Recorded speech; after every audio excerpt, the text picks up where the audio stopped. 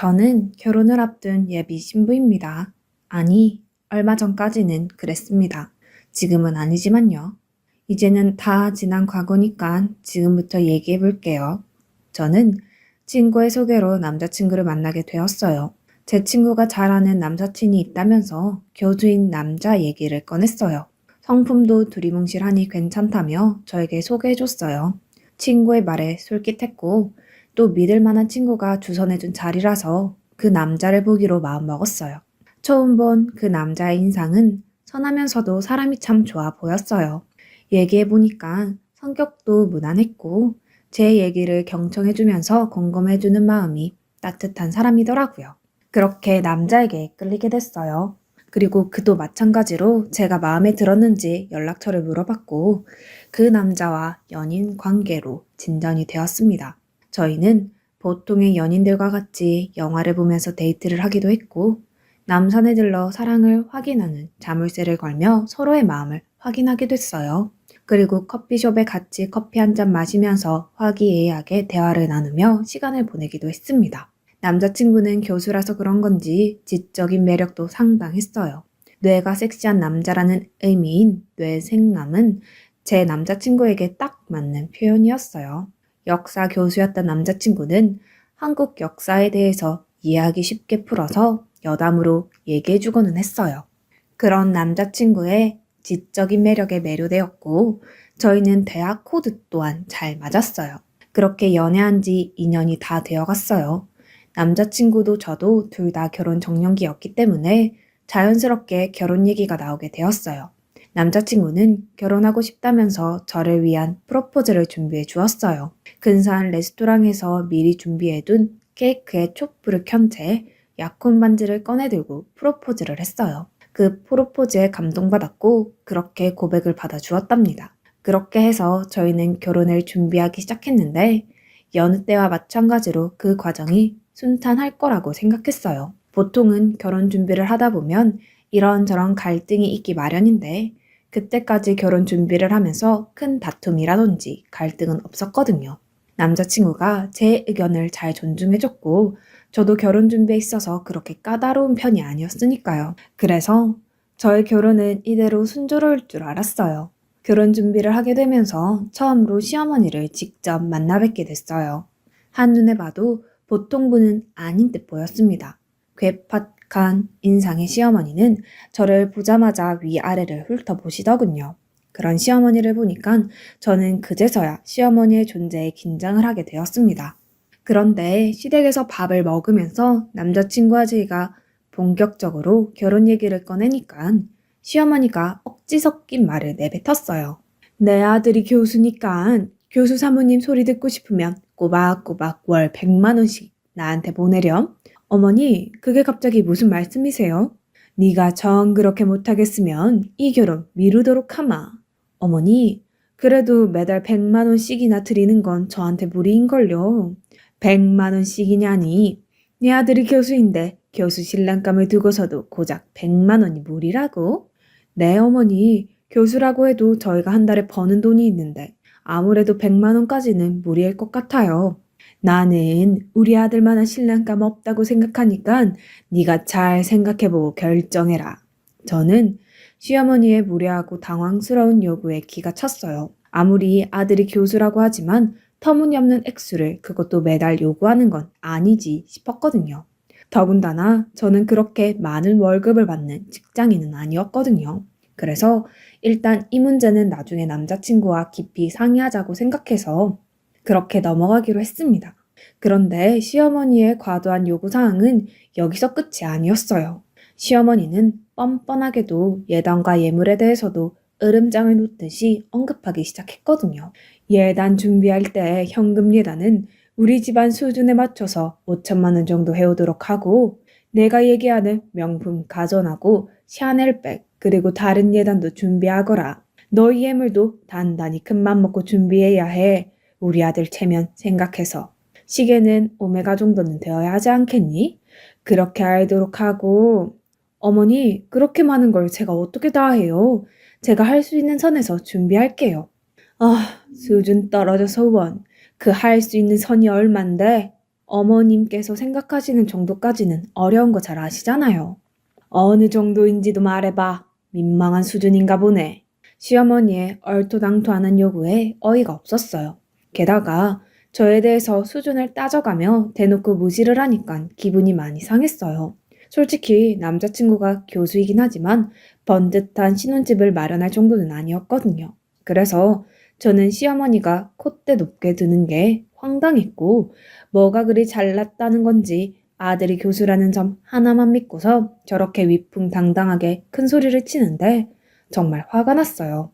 그래도 불행 중 다행으로 남자친구가 속상한 제 입장을 이해해주면서 시어머니의 말은 한 귀로 듣고 한 귀로 흘리자고 저를 다독여줬어요. 자기 어머니를 결혼 전까지 잘 설득해 보겠다고요. 남자친구의 말에 일단 화를 꾹꾹 눌러 담고서 알겠다고 했습니다. 그렇게 시어머니와의 강렬했던 첫 만남이 끝났고 저희는 상견례 날을 잡게 되었어요. 그렇게 상견례 날이 다가왔고 저는 부모님과 함께 상견례를 하기로 한 한식당으로 향했어요.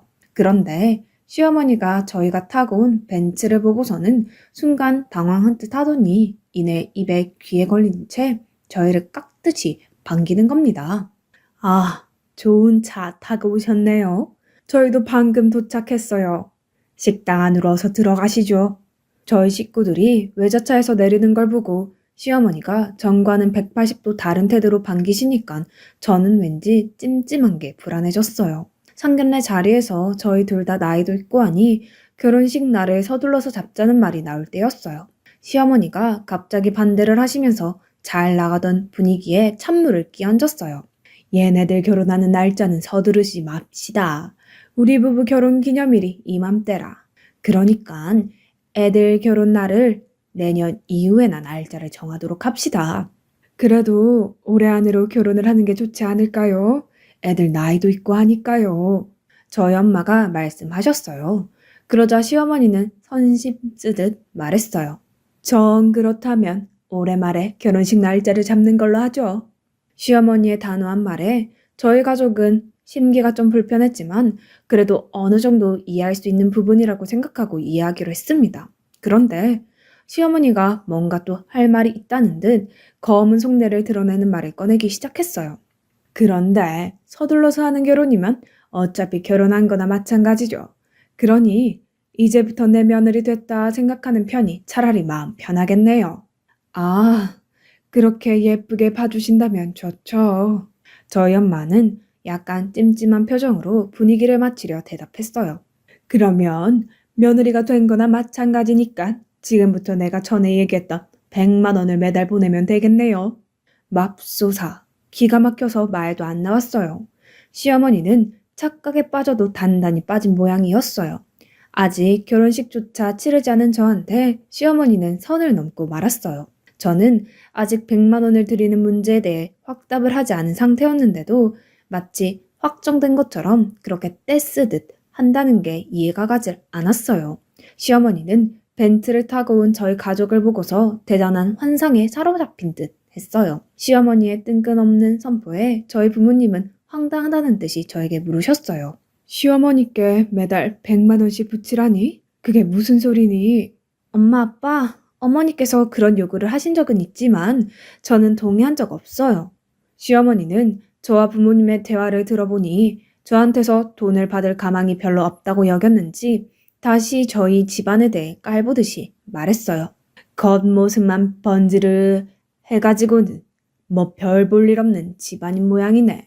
이래서 마음에 안 드는 집하고는 결혼해서는 안 돼. 내 아들이 교수라고 교수 아내 될 거면 그에 걸맞는 시어머니 대접도 해줘야 되는 거 아닌가? 그런 시어머니 태도에 남자친구는 당황했는지 자기 어머니를 말리려고 했지만 별 소용이 없었어요. 저는 그 모습에 어머니께 딱 잘라 말했어요. 어머니, 그렇게 말 한마디로 남의 집안 함부로 평가하지 마세요. 저희 집 충분히 먹고 살 만큼 살거든요. 그리고 아들이 교수면 뭐요? 그런 어머니는 뭐가 그리 대단하신데요. 제가 설령 어머니께 돈을 드린다고 해도 어머님이 과연 고마움을 아실까요? 모르기는 해도 아마 아닐 거예요. 한두 번 드렸다가 그때가 되면 또 다른 요구만 하실 것 같은데요? 아닌가요? 그래? 그러면 이 결혼에 대해서 일단 미루도록 하자. 어차피 성에 안 찼던 일이었으니까 그렇게 하는 편이 차라리 마음 편하겠어. 시어머니의 막말에 보다 못한 저희 엄마가 한마디 하셨어요. 결혼을 미루자니요. 잘못은 그쪽이 해놓고서 내 딸한테 그게 할 소리입니까? 저희도 그쪽 못 믿어온 것 때문에 마음이 편치가 않네요. 용서를 구해도 모자랄 판에 참 뻔뻔하네요. 그러자 적반하장이라고 시어머니는 한술 더 떠서 화를 내더군요. 내가 한 말이 뭐가 그리 대수라고 시어머니 용돈 하나 제대로 못 갖다 주는 주제에 하여튼 이 집안은 외제차만 타며 허영심만 가득 찼네. 저희가 외제차를 타든 뭘 타든 왜 비꼬세요? 당신이 뭐 보태준 거 있어요? 도저히 말이 통하지 않네요. 저희는 이만 가보렵니다. 저희 부모님은 시어머니와는 더 이상 말이 통하지 않는다는 걸 직감하고서는 자리에서 일어나셨어요. 그러시던지요. 어차피 낳을 돈도 없는 집안이랑 우리 아들 결혼시킬 생각은 하나도 없습니다. 어머니와 저희 엄마의 극에 달한 감정에 남자친구는 어쩔 줄을 몰라 하면서 쩔쩔매더라고요. 그 모습이 안 되기는 했지만 저나 저희 가족들 모두 무척 화가 난 상태였기에 자리를 박차고 그대로 나와버렸어요. 이러다가 결혼이 미뤄지거나 심지어 취소될 수 있다는 걸 알고 있지만 결혼이고 뭐고 이 상황은 정말 아닌 것 같아서 상견례 자리를 박차고 나온 겁니다. 남자친구는 이 상황에 당황했는지 여러모로 시어머니를 설득할 시간과 생각할 시간이 필요해 보였어요. 아니나 다를까 저한테 시간을 좀 더 달라고 하더군요. 결국 우리는 결혼을 미룰 수밖에 없었어요. 그렇게 생각할 시간을 가진 지도 2달이 지났는데도 남자친구한테는 연락이 없었어요. 저는 그동안 남친과의 행복했던 추억들이 떠올라 괴로운데 말입니다. 그렇게 남자친구를 못 잊어서 힘겨워할 때쯤에 남자친구한테서 장문의 문자 한 통이 왔어요. 내가 100번, 1000번 잘못했어. 엄마한테는 더 이상 돈 문제로 힘들게 안 하기로 하고 내가 대신 약속받았어. 그러니까 제발 우리 미뤘던 결혼 다시 한 번만 더 생각해 줄 수 없을까? 나는 널 못 잊어서 그래. 내 마음속에 사랑하는 여자는 너 하나뿐이니까. 일단 만나서 얘기라도 하자. 제발. 남자친구의 문자 메시지에 마음이 흔들렸어요. 그래서 우선 남자친구를 만나보고서 시어머니 문제가 어떻게 정리되었는지를 들어보기로 했습니다. 결정은 그 다음에 하고요. 그렇게 약속한 커피숍으로 남자친구를 만나러 갔어요. 오랜만에 본 남자친구의 한색은 그리 밝아 보이지 않았어요. 아마 그동안 시어머니의 등살에 남친이 소가리를 하면서도 어렵게 결혼 문제를 밀어붙이는 모양이었어요. 그래도 막상 얼굴을 보니까 반갑기도 하면서 또 한편으로는 남친에 대한 섭섭한 마음에 감정이 복받쳐 왔어요. 그 순간 남자친구가 말문을 열었어요. 오랜만이다. 우선 우리 결혼 이렇게 미뤄진 것에 대해서 내가 사과할게. 우리 엄마가 그때 매달 100만 원씩 달라고 한 것에 대해서 내가 진짜 결판을 지었어야 했는데 내가 엄두가 나지 않아서 차일피일 미루는 바람에 이 사단이 난 것 같아. 내가 입이 10개라도 할 말이 없다. 미안하다. 사실 나도 그게 이해가 잘 가지는 않았어. 그때는 이미 다 엎질러진 물이라고 생각해서 얘기를 안 했었지만 그때 오빠가 미리 어머님께 잘 얘기했더라면 이런 일은 없었을 테니까. 어쨌든 알았어. 근데 우리가 결혼하려면 어머니께서 바뀌셔야 할 텐데 그게 쉬울까? 어머니가 바뀌는 건 쉽지 않겠지. 하지만 내가 정말 너 아니면 안 되겠어서 그래서 어머니한테 그동안의 문제에 대해서 더 이상 아무 소리 하지 않겠다고 약속받았어. 그리고 너랑 결혼하도록 허락해달라고 조르고 졸라서 결혼 승낙도 받았고. 그러니 이제 네 대답만 남았어. 나랑 결혼해줄래? 한편으로는 고맙기도 했지만 그래도 남자친구의 제안이 싫지만은 않았어요. 그때까지는 남자친구에 대한 사랑의 감정이 가슴 한켠에 남아있었거든요. 그래도 저에게 시어머니에 대한 트라우마가 남아있던더라 신중해야만 했습니다. 그래서 일단 남자친구의 말에 알겠다고 했습니다. 그렇게 약속하기로 약속은 했다지만 한 번 어긋난 결혼 2번은 그러지 말라는 법은 없잖아요. 결혼하기 전까지 걱정하지 않을 수 없었어요. 커다란 고비를 한번 맞은 뒤라 그런지 이후로는 순탄하게 결혼 준비를 할 수가 있었어요. 다행히도 어렵게 다시 잡은 상견례 자리에서 양가 모두 협의하에 그해 초여름에 결혼식을 치르기로 날짜를 정했거든요. 그리고 무엇보다 그간의 돈 문제에 대해서 시어머니가 별말 없이 넘어갔다는 게 큰 발전이라면 발전이었어요. 비록 시어머니가 약간은 투덜거리시기는 했지만요. 뭐 혼잣말로 작게 중얼거리시는 그런 궁시렁쯤이야 문제가 되겠어요. 시어머니는 예단 및 예물 또한 현실적으로 실속 있게 하면서 일사천리 결혼 준비를 진행할 수가 있었어요. 새로운 마음가짐으로 다시 결혼 준비를 하게 되었어요. 하지만 혹시라도 시어머니가 또 어떤 꼬투리를 잡으실지 몰라서 저는 늘 조마조마하기는 했어요. 행여나 다른 돈 문제로 힘들게 할까봐 걱정이 됐거든요. 그래도 여기까지 온 이상 이 결혼을 깨고 싶지는 않았어요. 왜냐하면 같은 남자 파혼까지 갔다가 다시 결혼을 하게 된 걸 보면 저는 이 남자와 헤어지면 후회하면서 살 것만 같았거든요. 그렇게 바짝 긴장한 채로 결혼 준비를 하긴 했어요. 부디 앞으로는 큰 문제가 없기를 그렇게 바랬건만 결국 제 결혼에 다시 차질이 생기고 말았어요. 바로 결혼식 전날이었습니다. 시어머니한테 전화가 왔어요. 내가 지금껏 내 아들 생각해서 여기까지는 참았는데 결혼하면 넌 그때부터 내 며느리 노릇 제대로 해야 할 거야. 갑자기 그게 무슨 얘기시죠? 우리 집안 며느리가 되려면 너는 적어도 내 수준에 맞는 며느리가 되어야 한다는 말이야. 그런데 결혼식 날 입으로 싸라고 네가 보낸 돈이 참 기가 막혀서. 그게 돈이니 푼돈이지. 내가 계좌번호 알려줄 테니까 당장 돈 붙이도록 해라. 어머니 이미 어머님과 아버님 정장값으로 300만 원을 보내드렸는데 1000만 원을 더 보내라고요? 저한테 더 이상 돈 문제로 이러지 않기로 약속하셨잖아요. 내가 예단 문제 얘기하는 게 아니잖아. 지금 당장 정장값을 얘기하는 건데 우리가 언제 그거에 대해서 언급한 적이 있었니? 아무튼 내가 계좌번호 문자로 보낼 테니까 그리로 바로 보내. 저도 더 이상은 참을 수가 없었어요. 다른 날도 아니고 결혼식 전날에 이런 말도 안 되는 소리를 하시다니. 이젠 결혼이고 뭐고 다 필요 없다는 생각뿐이었어요. 어머니, 저는 그렇게 못하겠는데요. 툭하면 돈 문제로 저희 결혼에 제 돈 거시는데 참는데도 한계가 있는 거예요. 어쩜 매번 이렇게 사람 피를 말리세요? 뭐라고 피를 말려? 그래, 이렇게 못하겠다 이거지? 이런 식으로 나오면 나도 안 되겠다. 니들 파혼하거라. 툭하면 파혼을 강요하는 시어머니 행동을 더 이상은 참을 수가 없었어요. 게다가 저는 아무리 생각해도 이건 아니라고 생각했으니까요. 그래서 남자친구한테 전화해서 방금 좀 있었던 일을 모두 얘기했어요. 제 얘기를 들은 남자친구는 놀라더군요. 자신의 어머니가 그런 행동까지 할 줄은 미처 몰랐던 모양이었어요. 그런데 말이야, 이게 다 우리 엄마만의 문제일까?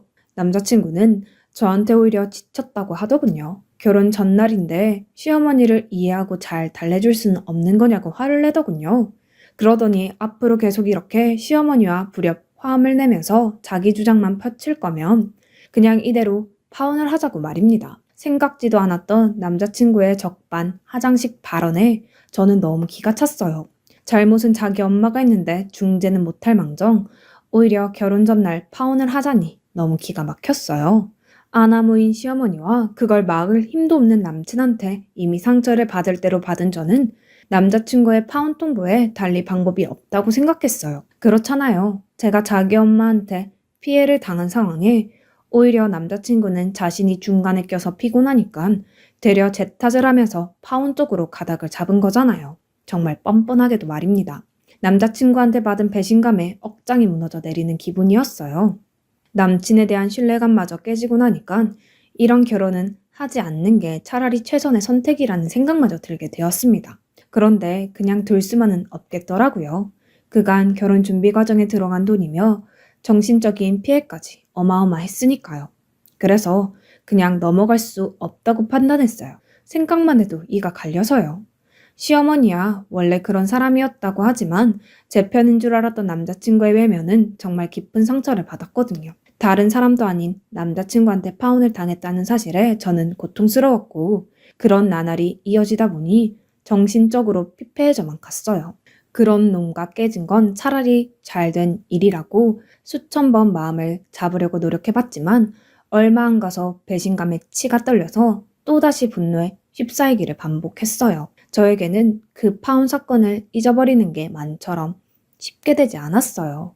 그런 저의 모습을 보다 못한 부모님은 가슴이 아팠는지 저에게 그만 잊으라고 충고를 해주셨어요.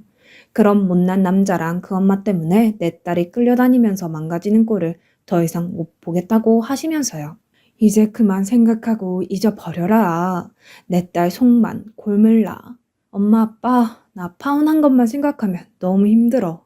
너무 억울해서 미칠 것 같아. 그러니까 그들에 대한 나쁜 기억들은 다 지워버리는 게 나을 거야. 그 시어머니는 그렇게 돈 타령만 하면서 사는데 그따위로 살다 보면 언젠가 천벌 받을 거다. 순간 엄마의 말에 번뜩했어요. 그래, 남자친구랑 그 어머니는 천벌 받아야 마땅하지. 그렇다면 그들에게 합당한 응징을 해줘야겠어. 부모님과 얘기하는 과정에서 남자친구와 시어머니가 벌을 받도록 복수하고 싶다는 마음을 먹게 되었어요. 그래서 그들에게 법적으로 책임을 묻는 방법이 있는지를 알아보게 되었습니다. 나쁜 사람들한테 하늘이 벌을 주지 않는다면 당한 사람이라도 벌을 줘야 하는 거 아니겠어요? 그렇게 변호사에게 찾아가서 상담을 받아본 결과 저의 경우에는 파혼에 대한 책임이 남자친구에게 있기 때문에 파혼에 대한 손해배상 청구 소송이 가능하다는 답변을 들을 수가 있었어요. 소송이 가능하다는 말에 저는 마음이 한결 홀가분해졌어요. 남자친구와 시어머니를 상대로 파혼에 대한 손해배상 청구 소송을 진행하기로 했어요. 시어머니가 첫 상견례 자리에서 정당한 이유 없이 혼인의 시기를 미루고 거절한 점, 남자친구도 결혼을 거절한 점이 결정적 사유가 됐어요. 시어머니와 함께 남자친구가 덩달아서 결혼을 미뤘었고 또 파혼도 그쪽에서 먼저 말했기 때문에 파혼에 대한 피해에 대해서 소송을 걸 수가 있게 된 겁니다.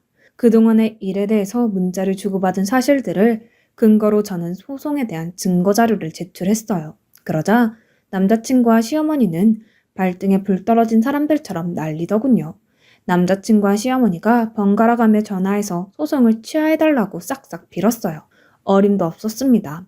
그간 저와 제 부모님이 당한 수모가 얼마인데 그래서 택도 없는 소리 말라고 한마디 해줬습니다. 그리고 얼마 뒤 저는 파혼으로 인한 피해 보상을 받을 수가 있었어요. 만족할 만한 액수는 아니었지만 그래도 그쪽 집에 큰 타격이 될 정도였어요. 악몽 같은 파혼의 굴레에서 벗어난 저는 이제 두 다리 뻗고 편안하게 잘 지내고 있어요.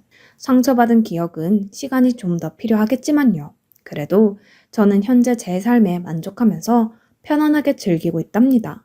가족들과 함께 낚시터에서 여유롭게 주말을 보내기도 하고 밤에 가족들과 공원에 산책을 나가기도 했고요. 상쾌한 저녁 공기도 마시며 다 함께 수다를 떨기도 했습니다. 집에 와서 야식거리로 라면에 파 송송 썰어 넣고 계란 풀어서 뚝딱 만들어 먹는 라면이었습니다. 저에게 이만한 힐링 라이프가 또 있을까 싶네요. 지나간 인연에 대한 미련에 물 흐르듯 떠내려 보내는 게 결국에는 보다 나은 선택이라고 생각합니다. 과거는 과거일 뿐이니까요. 시간이 약이라는 말이 결론적으로는 맞을 거라고 생각하거든요. 지금까지 제 사연을 들어주셔서 감사해요. 오늘 하루 편안하고 힐링되는 시간 보내시길 바래요.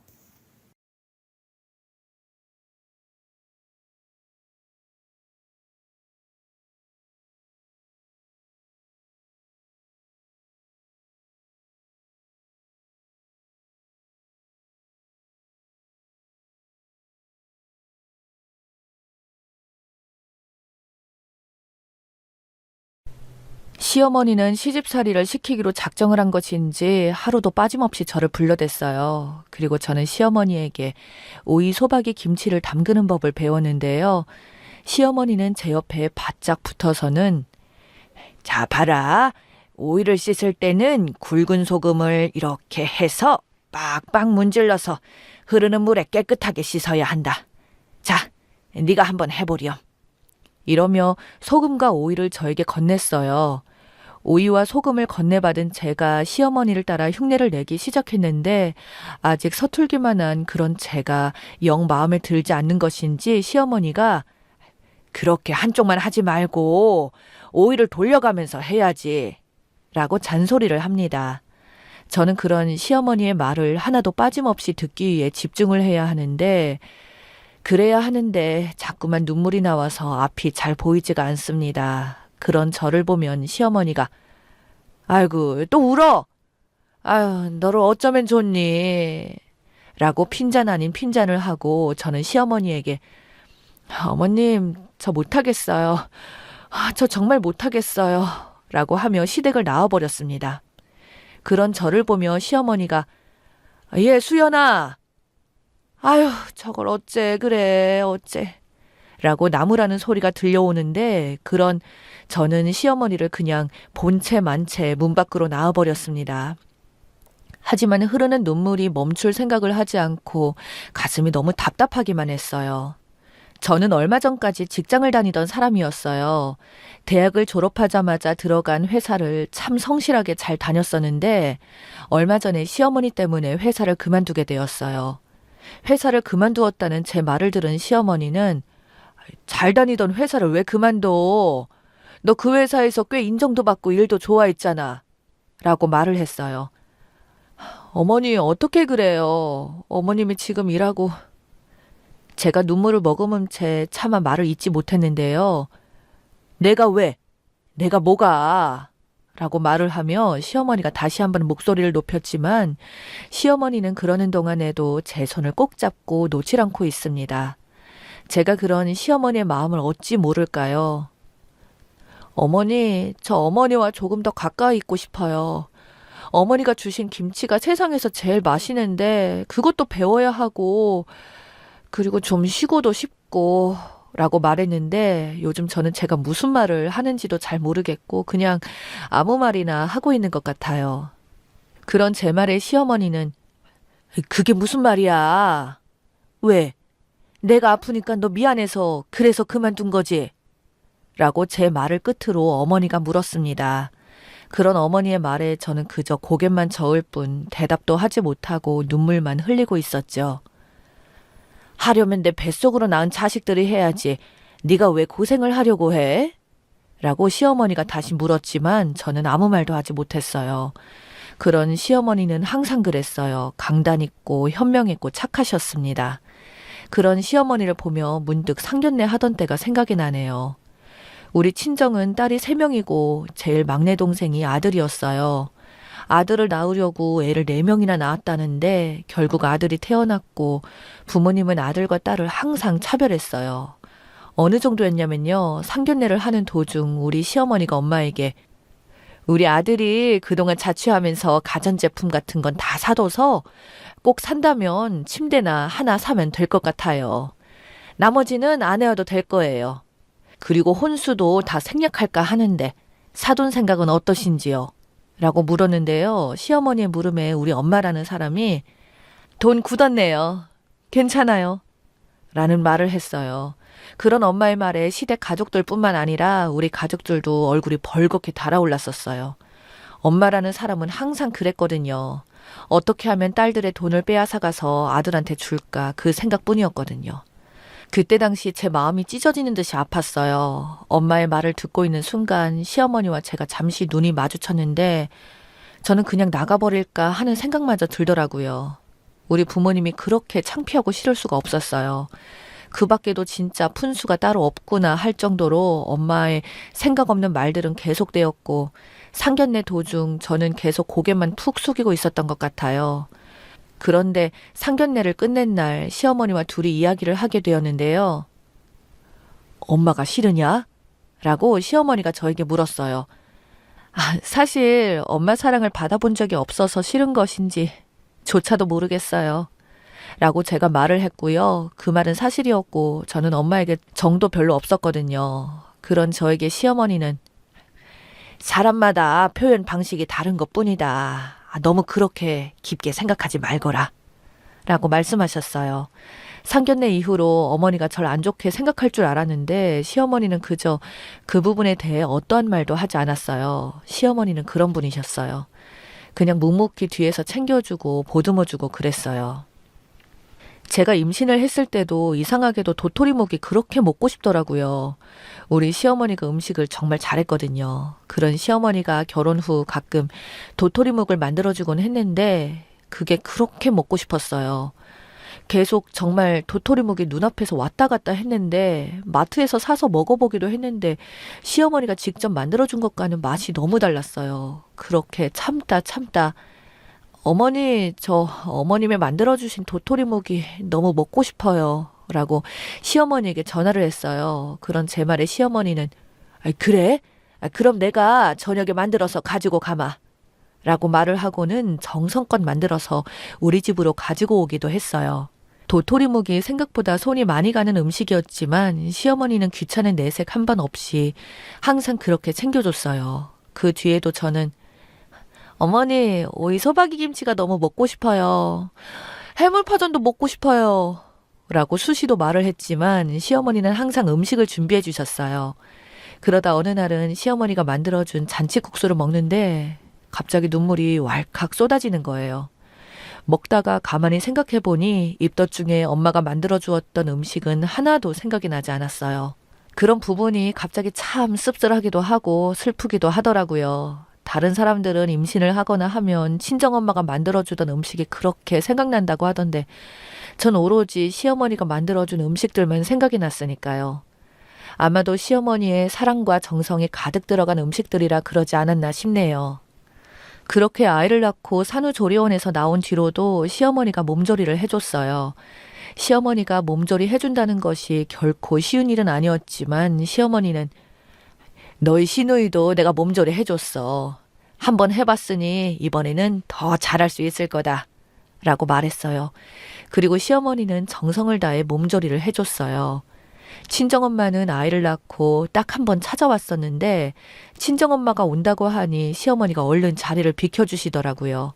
그런데 친정엄마가 와서는 점심을 해준다며 주방에서 매운탕을 한다더니 매운 동태탕을 끓여서 왔더라고요. 그것도 엄청 매운 동태탕을 말이죠.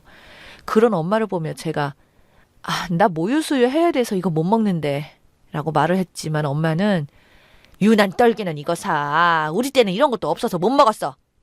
라고 하며 그 많은 동태탕을 혼자 다 먹다시피 하고는 봉투에 돈 10만 원을 넣고는 선심 쓰듯이 놓고 가버렸어요. 저는 그 와중에도 돈 10만 원씩이나 넣은 것을 보며 웬일이지? 라는 생각이 들 정도였어요.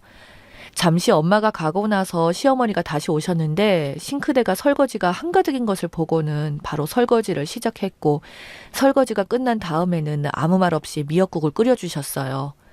참 달라도 어쩌면 그리도 다를 수가 있을까요? 저는 그렇게 친정엄마에게 점점 정이 떨어져 나가는 것 같아요. 그래서 친정에는 발걸음도 잘 하지 않게 되었어요. 가봐야 돈 달라는 이야기뿐이어서 남편 보기에도 민망할 정도였으니까요. 반면에 시댁에는 정말 자주 갔었는데요. 시어머니는 항상 맛있는 음식을 잔뜩 만들어주곤 했어요. 특히 우리 시어머니 김치는 정말 맛있었는데요.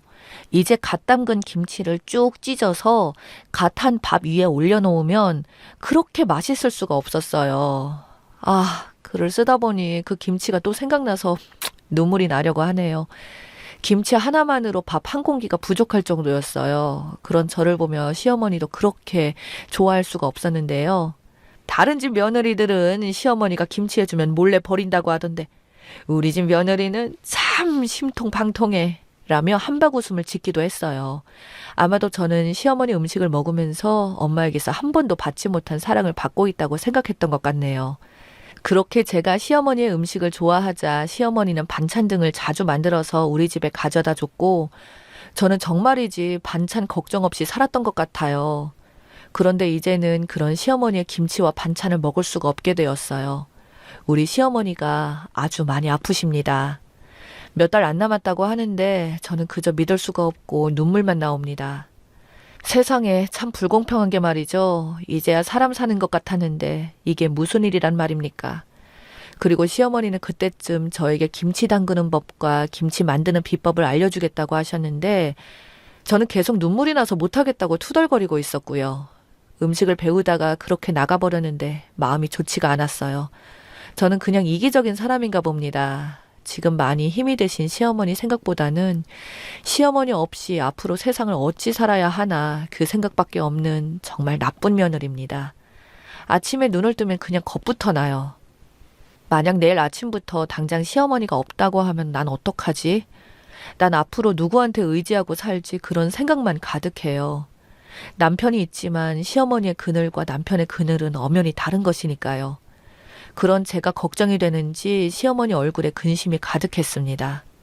그리고 잠시 후에 제가 쭈뼛쭈뼛 다시 시댁에 들어갔는데 시어머니가 이미 오이소박이 김치를 마무리하고 있었고 얼굴이 많이 피곤하신지 조용히 침대에 누우셨습니다. 그리고 저도 그런 시어머니 옆에 조용히 누워서 시어머니 얼굴을 바라보는데 또다시 눈물이 앞을 가리네요. 그렇게 깜빡 잠이 들어버렸고 잠시 후에 언뜻 잠에서 깼는데 시어머니가 저를 바라보면서 제 얼굴을 쓰다듬어 주셨어요. 엄마 정이 없어서 내가 더 오래오래 사랑해 주려고 했는데 불쌍해서 어쩌누 라고 말을 합니다.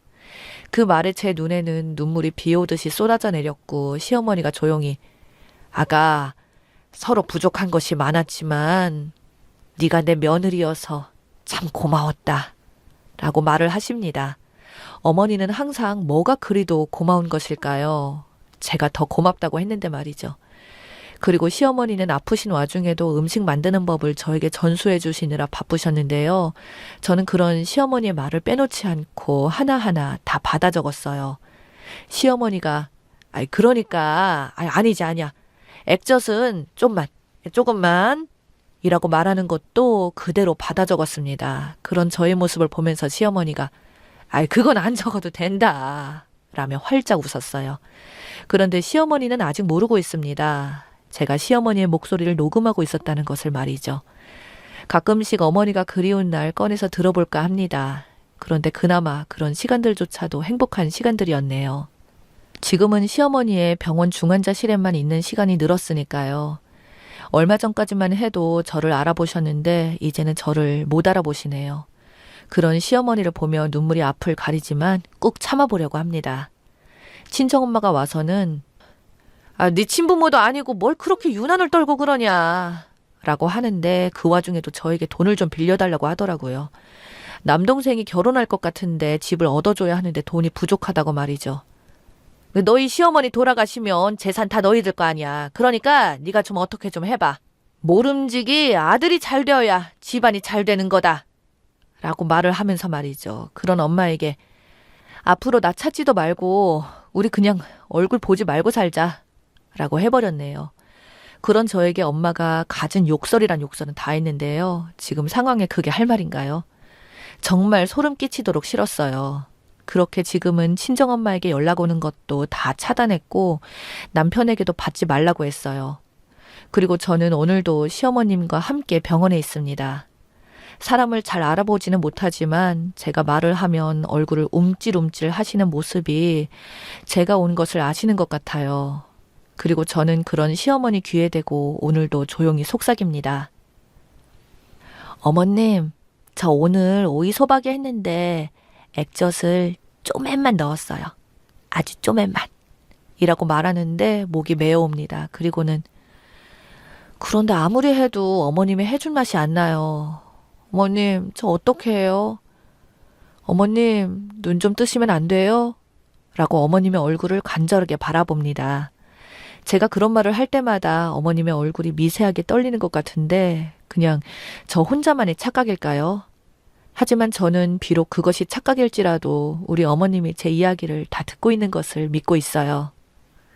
그리고 정말 제 욕심일지도 모르겠지만 비록 중환자실이지만 그냥 이대로 오래오래 있어만 주셨으면 좋겠는데 제 욕심이겠죠. 지금 어머님이 많이 힘이 드실 테니까요.